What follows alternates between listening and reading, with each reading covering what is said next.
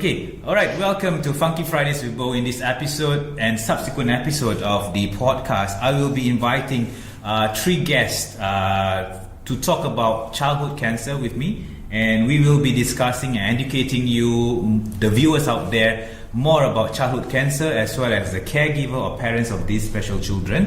For the month of September, it's always dedicated to Childhood Cancer Awareness Month. This is also the month where childhood cancer organizations around the world try to actually create awareness to everyone. So this is also a chance to acknowledge the thousands of brave children and their families who are dealing with cancer diagnosis, raise awareness about the reality of childhood cancer, and emphasize the importance of research and funding. So today we have with me here Azleen. Azleen is a mom of Asfa, who is Asfa is Azleen's daughter. She's currently 6 years old, right? Maybe she is right now in what stage? Is remission? Remission after 1 year already. 1 year has been she has been remission for 1 year. Yeah. So maybe Azleen, what you can do? Maybe you can tell us more about yourself and your family and about Asfa as well. Okay, my name is Azleen. I have a daughter and a son. Okay, daughter this year she just turned 6. Yeah. And my son is Haris. He's turning 3 in November. Okay. Yeah. Asfa was diagnosed with acute lymphoblastic leukemia when she turned 2 years 1 month. So that was in 2016. So that is a short form for ALL. Right? ALL, yeah. Okay, yeah. So ALL, they have a B cell and T cell. Mm-hmm. So Asfa is a ALL T cell, which is not so common lah. Okay. Yeah. So when Asfa was diagnosed with the ALL C cell, like you said, do you see any signs that you noticed about her before pre-diagnosis?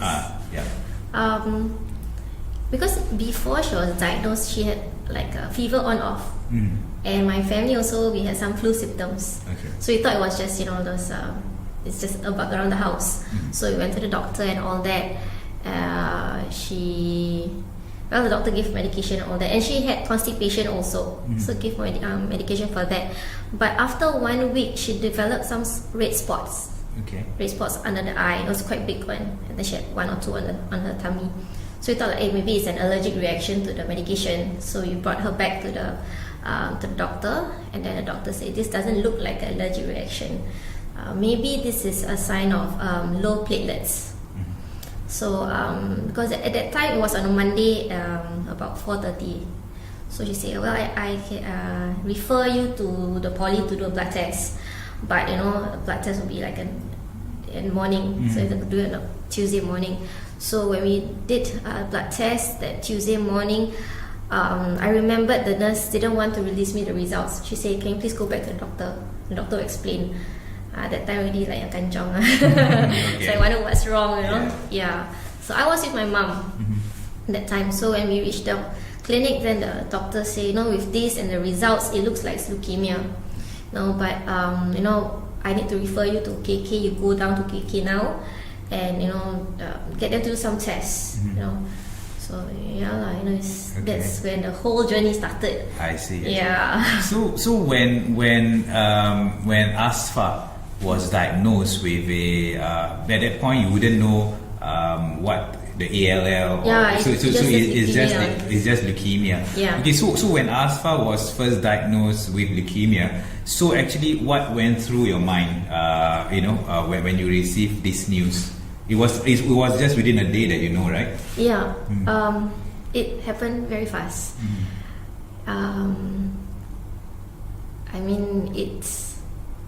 I remember going there and everything was just like all information was just going to you, and you just have to, whether you digest it or not, it's just flowing, Okay. And as much as possible, you just wish that it's just an error in the lab or something like that. So when they say it's really leukemia, Okay. then they say it's okay, just get warded and let them run some tests to make sure it's 100% it is. So I remember I was just crying, and Asfa was also crying because suddenly she's on with a group of nurses and strangers, you know. So it was trying to calm her down and trying to get myself to calm down. And then my husband and my mom was there, and it was just very chaotic. So when we actually was warded, the doctors did come in, and we had a family conference. And first thing the doctor said that, "Mommy, Daddy, it's not your fault. Things happen." Yeah. Then the doctor walk us through. Okay, what is what are some treatments? What will they be doing? Then that got me like, okay, a bit more calm lah. Right. Yeah. So when Asfa was diagnosed, she was 3 years old, right? Two. Okay. Yeah. So 2 years old. Then she had a treatment for how long? How long did the when does remission takes place? After when she was 5, is it, or 4? Let's see. This is 6. So last year. Last year, so she was 5. Well, actually, it's supposed to be like a 2-year treatment. Okay. But I mean, it depends on different child and the body responses. So for hers was like after a different cycle, different set of medications. Then when it's come to the chemo schedule, they have to do a blood test to make sure that her counts are good enough to go through the chemo. Okay. But there are many times whereby it's delayed for a week or 2 weeks and 3 weeks. So ours we can extend it to 2.5 years, close to 3 years. So we have some of the children who came in earlier than who came in same time as us, they ended. Yeah. So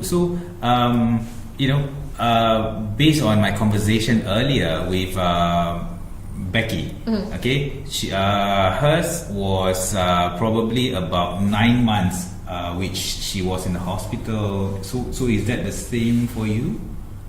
Yeah, I took 1 year no pay leave. Okay. Because you're basically having staycation at KK every other week, you see. Yeah. And then for me was the day that she was diagnosed, the next day she had to go for a bone marrow aspiration, taking the samples of the fluid from the spinal there. So I think with all the trauma and all that, I had a miscarriage on that day itself. So it was to settle myself, to calm myself down, because I was at KK and my gynae is in another hospital. So I had to go down to the women's clinic to get myself checked and all. And then the moment the doctor said, "Oh yes, mommy, it's a complete miscarriage," I remembered saying, "Okay, now can I go up? I want to see my daughter," because the doctors are waiting to go through the procedure.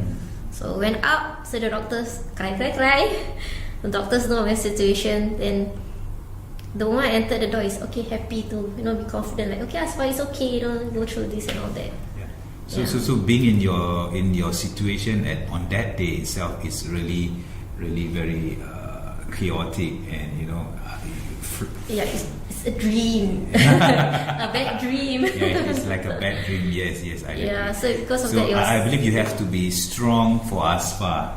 Yeah, so that's why I decided to just be with her. Yeah. Okay. When she was diagnosed, she was 2. She don't know anything.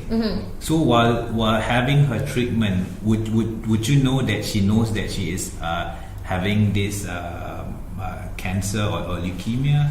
I don't think she understands the concept of cancer. Okay. So we only told her that she's sick. Okay, so she need to take some medication, and that the doctor said to give her stronger medication. But we made it a bit more exciting, like to go to the hospital. Let's dress up, make it a bit more fun for her. So then at that point of time, she's just learning to know what is dressing, what's dress and skirts and all that. So I said, okay, let's make it fun. So it becomes like a happy trip to KK, Okay. Yeah. All right. So right now, when she's 1 year already in remission, so when you look back, do you tell her what is happening, or does she know of her condition previously? Yeah, I think when she was about 4, I think. Slowly as she got older, then we did tell her, it's cancer, these cells are the naughty cells. So we really go into a very kiddish kind of way to explain to her what these are bad cells, and some bad cells can make people very, very sick or even pass on. Okay. Yeah. So now she understands. She understands, that. yeah. Okay. Yeah, because I really feel that kids, when they are young, they do not know anything, because especially when doctors and nurses keep pricking the fingers and to take blood samples and whatnot, it is definitely very painful. Although I don't experience it, but I know as a kid, probably when I was a kid, when I see a syringe, I'll just jump off and run away. Yeah. So I definitely, Asfa is definitely going through a lot when she was having that journey. Yeah. Yeah. So when you told me you had a son. Yeah. So right now he's 3. So yeah, he wouldn't know yet also, right? He only knows like when Asfa needs to go for a blood test. Okay, Kakak is going to hospital. Go see the doctor for a while. So do you bring him along? Or now with the COVID, he stays home. Okay. Yeah. All right. So I read about this in books or in the internet when I do some research. The numbers of childhood cancer, it's not a lot in Singapore. In last year, it was about 190 over people, child who were diagnosed with childhood cancer. Said then when and a lot of people do not know that there is such thing as childhood cancer. So would you want to tell us more? What are different type? Would you know what are different type of cancer that is affecting us or the child? Yeah, I think I also wouldn't know that there is such thing as cancer in children until I'm in it. When being in the ward and then you see the different names of children, and then when we the parents, the caregivers are at the pantry, when we become friends, and then that's when we share like, oh, my child have brain tumor, and then my child has some tumor in the eye. So there's different. I think it's like as the cancers that you see in adults, more or less, you would see some of them in children also.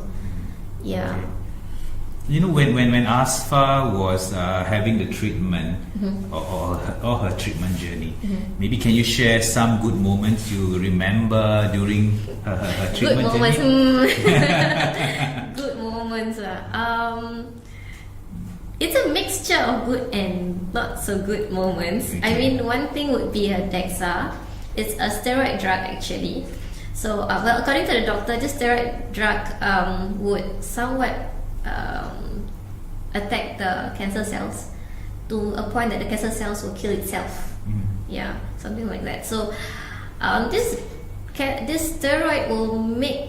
I think most caregivers don't like this drug also because it makes the child hungry, wants to eat all the time, and then the mood swings is like, just changes. Yeah, so I remember it can be Asfa wanting, Mommy, I want fried rice with don't know what everything. So okay, I'll do that. Bring it to her, she will just push it away and she starts crying. No, I don't want this. I want something else. I want this one. I want macaroni or something. But because she keeps on eating, she balloons up, especially her face. Okay. Yeah, so that's a cute moment, especially when she talks with that face. And then when you go to the ward and then you see some of the kids with almost the same face, you're on DEXA, right? Yeah, so that's when we caregivers actually share our experiences going through the DEXA moment. Yeah, it's quite funny because we share our stories and all that. So do all children or do all the childhood the children with cancer have to go through that journey?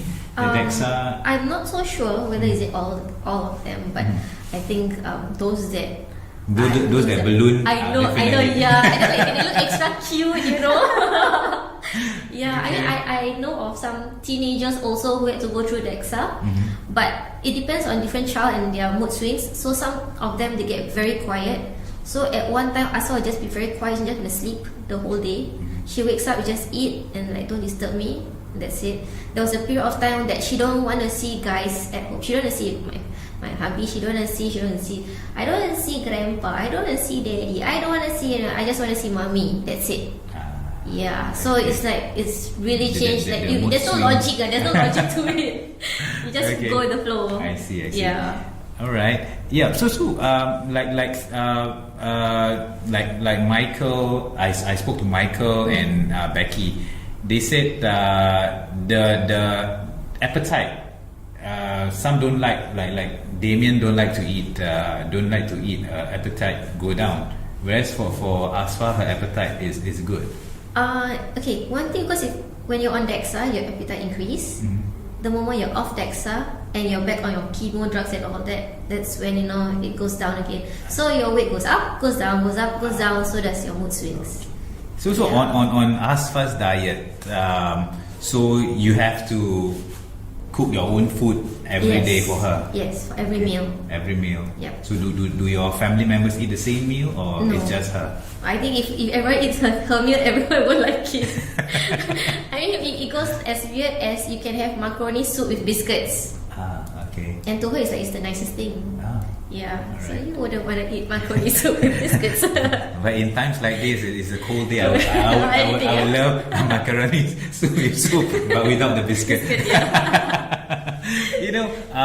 While you are doing all this, what is your coping mechanism? You definitely goes through a lot of stress. Yeah. How do you cope with all these thinking of Asfa and then coping with other things as well? How do you cope? What's your coping mechanism? I think it's naturally will be you cry. And body naturally, that's how I react to it. Response to the stress and all that, you cry. After you cry, then get up and try to start on. So support is number one. I'm thankful to have my family support there. I have my friends at work also, because I was away for 1 year. So I mean they still on and off message me, call me and ask how is Asfa and all that.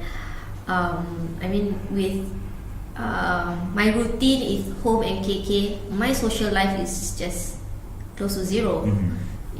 So my new friends would be the ones, the caregivers at the ward. Okay. So I look forward to seeing them. I look forward to seeing the nurses there. So that is my social life. Okay. Yeah, and I think with a support system, they will understand better. They understand what you go through, and especially with your caregivers, you know that what you experience is more or less similar to what's happening in their home also. Yeah. And you talk about your caregivers. Are they parent support group out there who is your sort of like a mentor that you look up to? And when you are looking through all these resources to find out more about cancer in children, how do you go to that? How do you research, and how do you is there anyone that help you? Okay.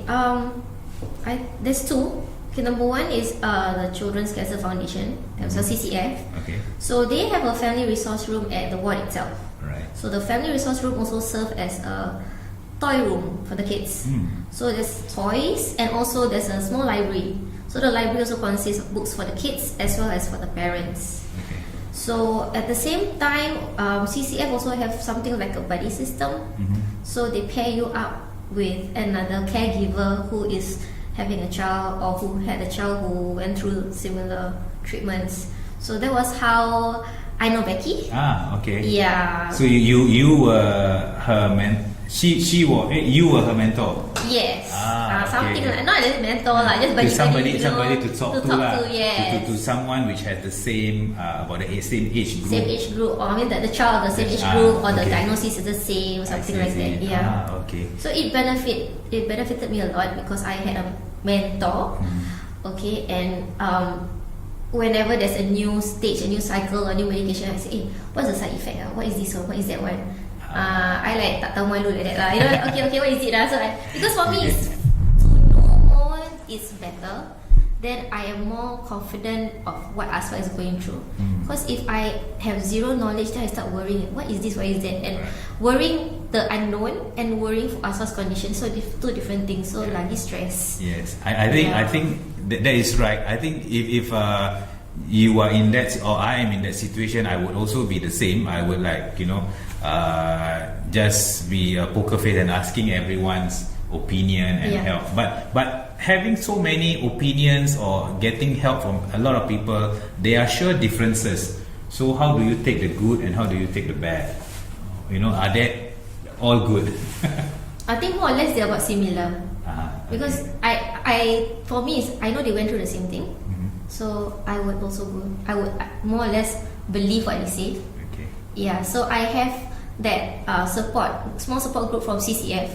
I also have a support group from Ain Society. Oh, Ain Society. Ain Society is a Muslim. No. I mean, it's an organization which they help all races, all religions who have the clients who are cancer, or people, like for us, the caregivers for children who have cancer. So for me would be the group under Young Heroes Center. So we also have our own support group there. I mean, especially with the COVID now, everything's online Zoom. Yes. So that's another my social life also. So every week we have our Zoom meeting, which I'm having one soon. Okay. But it's okay, I told them, probably I'll join them later. So it's something that I look forward to. So I have that support. So not only during treatment, but for Iron Society, that support group that I have. I mean, I have 2 or 3 of them who I've seen them in the ward.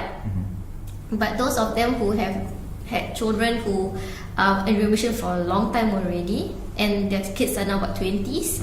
Yeah, so I did ask them, how is it like when how do you prep them up into school?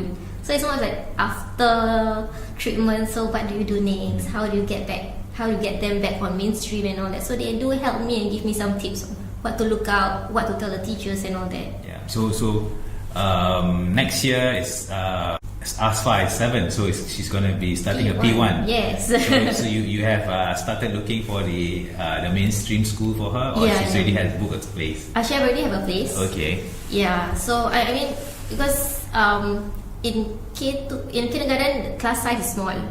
So when it gets to primary, it gets bigger school, bigger environment. So then the new worry comes in. So that's when I ask the parents, how do you tell this and all that? So then they explain to me.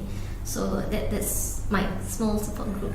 So when Asfa is right now in K2, so she joins also the mainstream school, or so what are the differences? Do they know of Asfa's condition, and then do they prep everyone, or how do you do that? Because when she was in mainstream in K1, she's still finishing her treatment for about another, I think, for 5 months. So during that time, she was on DEXA for 1 week. So I do inform the teachers, okay, she's gonna have this DEXA, so her mood swings a bit off, and the teachers the teachers are aware of what's happening, and they give much support. So when Asfa is, let's say, I tell them that she's down with fever, they will know that Asfa will be out of school for about a week or so, because it takes some time for her to recover. So her friends will of course ask, why is Asfa not in school and all that? So the teacher will say, oh no, Asfa is not well, and also the teacher do try to explain, but not to say Asfa has cancer, but more of just a simple explanation. Okay. All right. So in Singapore, there is not much government funding for children with cancer, right? Yeah. So I understand there are a lot of support from organizations like CCF, Children Cancer Foundation, and you get support from Ain Society. Yeah. So they are a charity organization. So what are the different ways that they sort of trying to get or appeal for donation? Would you know? Like for CCF, I understand that this month they are doing the CCF train and whatnot. So for Ain Society, what I think it's more on just sharing on their online platform on what they offer, the programs they have. Like now we have the Young Hero Center, so it's basically a center whereby caregivers can just leave their children there, and it's like a play area. Play area to read, and they have different programs every day. So like Monday they have like art therapy, and then they have piano, storytelling. So we can just like for me, I will just bring Asfa down. So she benefits with piano lessons, benefits having her art therapy class. Yeah, and Haris can come along and they'll play, and then they get to mix with another family and all that. But for me, I know it's a clean environment because because the objective is for kids who have gone through cancer or who are still undergoing it. Yeah. Okay, so this what young heroes center. Yeah. It is similar with the ARC Children's Center. ARC and PALS, they are a school. Okay. So you have your curriculum and all that. So teachers and a class. I see. So Young Hero Center is more of a center. I mean, it's like an enrichment line in a way. You can bring the kids there, and for caregivers to you can leave your kids there, and then as caregivers you can have that time for yourself. And some errands, or just husband and wife, let's go have some time together. These are all the things that we were not able to do it when our kids were undergoing the treatment. So where is this Young Heroes located? It's at Eunos. Oh, Eunos. So it's part of Ain Society. Yes. So they have another one more for the adults, but for us we are with the Young Heroes Center. Okay, that's great. That's great to hear. Yeah. Okay, for the life after cancer. Okay, so right now you have returned to normalcy. Can I say that? Return to normalcy? Not yet. Not really. Okay, but maybe so right now Asfa has been in remission for 1 year. So how has life been after cancer for you and for your child? Have been after she's in remission for 1 year. As much as she wanted to eat outside food, I mean, we still have to look which place she can eat, and if whether it's oily or not oily, and then like even if it's outdoor playground, even if there's no COVID, I'm still not ready to let her go to playgrounds yet. Whether is it the outdoor or the indoor playground. I mean, like cycling or going to the park, I'm okay. We are okay with that, But it's the more like slowly trying to get back to normal childhood, But there's still some reservations for me. But the doctor kept on saying, "Mommy, she's normal. Okay, it's okay." He's the one who kept on saying, "Just treat her like a normal child." But as a parent, you always have that. What if you're still too scared to let go? So you're still trying slowly lah. Yeah. So I do hope all this will slowly take place for Asfa. She can get back her childhood, which she had missed probably for 3 years or so. When this like you said, you still don't allow eating outside food. She haven't start eating any outside food yet, or she have. Okay. She have. But we will see lah. Like she said, "Oh, can I eat at McDonald's? Can I eat at McDonald's? Wow, such a big thing." I said, "Okay, but McDonald's, okay, can eat the corn. Can I have the fries? Two." As much as I want to let her try, so then she said, "Can I have some more? Can I have some more?" I was like, so okay, like let her try, but not finish the whole thing. That kind of Okay. So like McDonald's is like once it's always McDonald's. I don't know why. Every time. I think because when she walks, she sees so many children there and the colors and all that. So if it's not McDonald's, it will be something else. Let's say, "Can I go to the playground?" But now COVID, okay lah, thankful lah. That's right.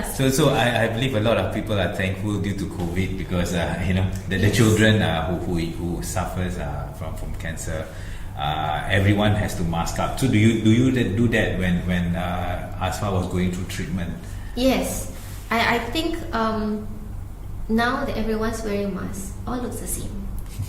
Yeah, but I remember when she was only one to wear mask, and when we brought her out after a long time to go to Toys R Us, and she just wanted to play a toy, try out something, and then one girl just come. Sometimes the kids just, hey, what you play, that kind of thing. Then the parent of the child came and just pulled her away. So, and Asfa was like just about to start a conversation with her mask, and as seeing that, I feel like my heart broke in pieces. Like, oh, I want to make friends, but you just left like that. So, I mean, but at that point of time, I said, never mind lah. She's not so close to the girl. It's better also. With something that just to make myself feel good lah. Yeah. So that is why we have to have this conversation, because some parents still think that cancer is contagious. Or the moment you wear a mask is contagious. Yes. So and it's quite difficult to change people's perception or opinion. But I think we as parent or those parents out there, we must understand that childhood cancer is not contagious. Yeah. It cannot spread like flu. So we have, that is just a myth. Right? Yes. So that is why. So we must realize that, and we shouldn't be stereotyping people. But thankfully, because of COVID, everyone has to mask up. Extra clean. So extra clean. Yeah, that's good. Okay. Then the other thing, Asfa being diagnosed previously with cancer, then how does it impact yourself and your family? Do they when Asfa was during that period of 2 years, you said, so do they get to visit Asfa often, or how do you manage that? Because as much as to tell them that we can't accept visitors, and it's quite hard. So you just tell them, you explain to them that Asfa's immune is a bit low due to the chemo and all that. So and at the same time, I created a Facebook group for my family and also my close friends. So it's almost like a day-to-day thing. So like what's happening to Asfa and all that. So they get up to date about Asfa. So from there, then they understand. Oh, okay, maybe it's how come Asfa is always on hospital? Oh, Asfa blood counts are low, or she's down with flu. So they understand in that sense. So it's easier for us. When you educate people, it's easier on our part. Correct. Yeah. So we have to also be thankful to social media. Yes. Because this is the way. This is some of the ways that we can update. Sometimes people don't understand. Especially, I'm not stereotyping Malay grandparents, but they are the ones who always scared things like this happen. So do your parents having the same perception? I'm thankful for my parents and my parents-in-law, because if there are days or stays that I can't be around because I'm sick, then my mom or my mother-in-law or my father or my sister-in-law will be there to we have like a schedule in a way, like I'll come down today, tomorrow I'll come down, or tomorrow let's visit. So it's only just among us. So it's not extended, but it's just parents, grandparents. So you started circuit breaker earlier lah. Yes, exactly. That's it. Yeah. Okay. So when you are sick, or any of your let's say you or your husband is sick, so how do you just stay cooped up in your own room, or yes, how we isolate, quarantine. I see. We started quarantine earlier. Okay, so you all have to really be careful when any one of you falls sick. Yeah, so we'll be walking around in the house with mask, or just stay in the room. So if let's say there are 2 or 3 of us who are not feeling too good, then Asfa will be the one in a room with her toys and whatever. Yeah, there. I see. So this is quite important, because when they are young, the immunity is low. Yeah. They can catch up very easily. Yeah. Okay. So this is one of the things. Before I proceed to the last question, I would like to open this up. If you would like to, although it's been a year that Asfa is in remission, anyone in particular you want to thank? The nurses, whoever. Actually, long list. Now can you tell me what? That long list. Yeah, so maybe this is a perfect time because I'm gonna post this in social media. So probably if you are able to share, tell them, hey, I said thanks to you. Yeah. So you can, go ahead. Wow, that's long. Okay, I think most importantly is my family. Having my parents, my parents-in-law, my sister-in-law. I think these are the ones who were there, hospital in and out. Don't forget your husband. Yes, my husband. Of course. Actually, want to save the best for last. Save the best. Alamak, spoil it lah. Okay then, abang. Thanks. Okay lah. Okay, save the last. Save the last one. Okay. Sorry, I let the secret out. That was my parents-in-law, family. I think also my extended family for being able to understand that Asfa is going through this. So I know of some family who would want to visit and keep on calling and pester here and there. But I'm thankful for that, being able to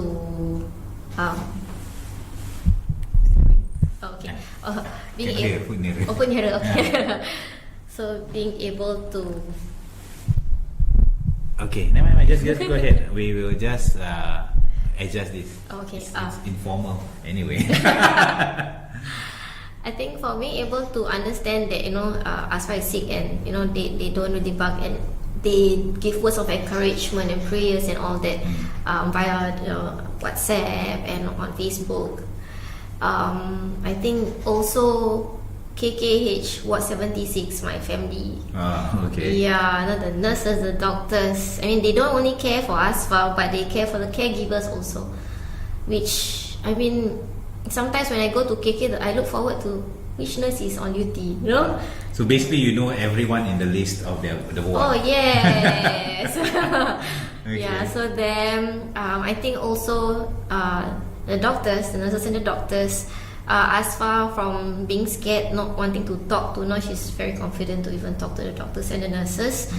Also to CCF, I think they were the first who were there, providing us the support that we need, having the buddy system and all that. Also, I think would be Iron Society.